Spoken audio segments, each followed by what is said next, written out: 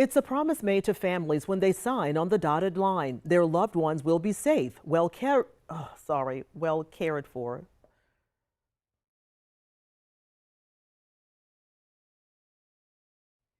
Mhm.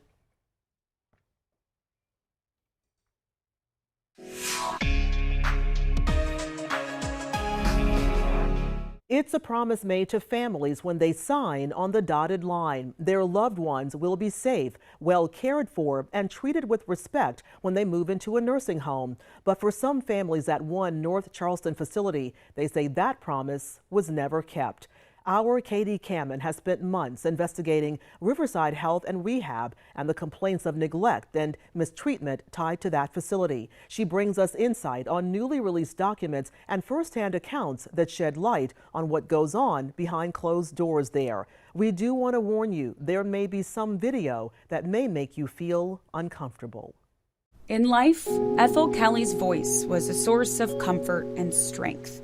A minister, a foster mom, and a gospel singer, she used her voice to lift up others. The people of the community would come to her any time of day or the night for her to pray with them, to sing with them, to counsel them. She would feed them. She would give them clothes. But as dementia progressed, Kelly's family moved her to Riverside Health and Rehab in North Charleston, hoping the staff would offer the same care and compassion she had shown others. That hope was soon replaced with guilt, fear, and dread. She meant everything to us, and to have to leave her day after day, I felt horrible that I got to turn and walk away, and she's still sitting there in this place. They say they witnessed filth, neglect, uncaring staff, unchanged clothes, unanswered calls for help. It's like someone took a bucket of urine and just poured in the clothes.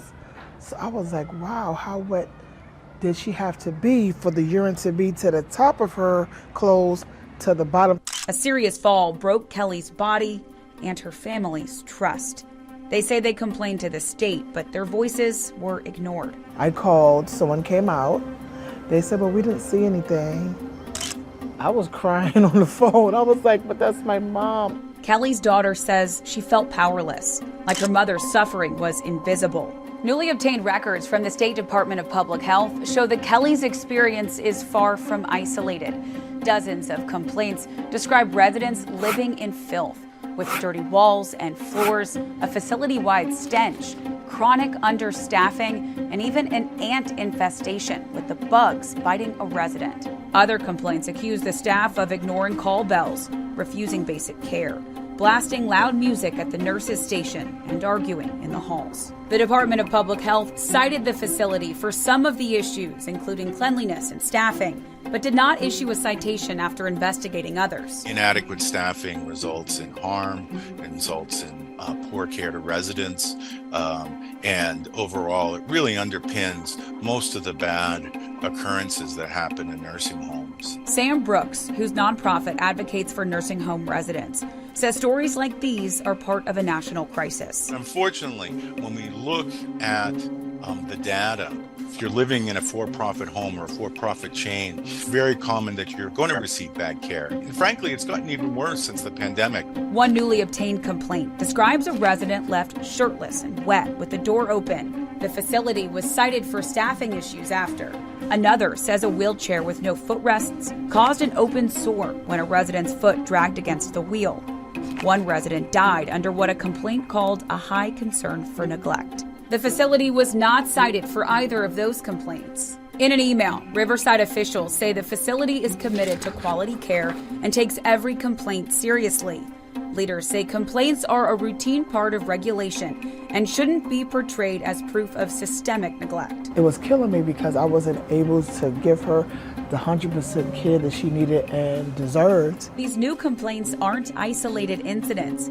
Li-Fi first told you about earlier complaints against Riverside, including urine-soaked beds, bug infestations, maggots and wounds, and overfilled catheter bags, some leading to citations, others dismissed by the state with no action taken. Dozens of lawsuits accuse the facility of medical negligence, wrongful death, and suffering families say never should have happened.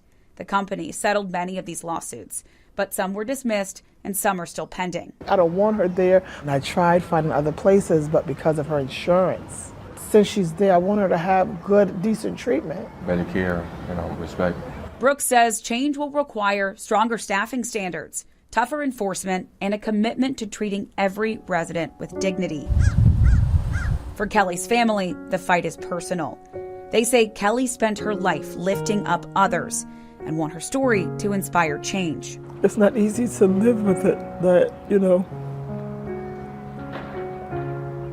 to see her there, and then I have to walk away and go home, and then she's still there. And then now she's no longer with us. It's like,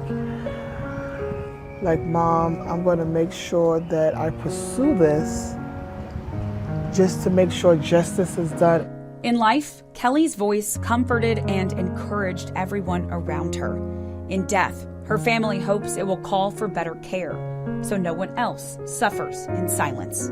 For Live 5 Investigates, I'm Katie Kamen.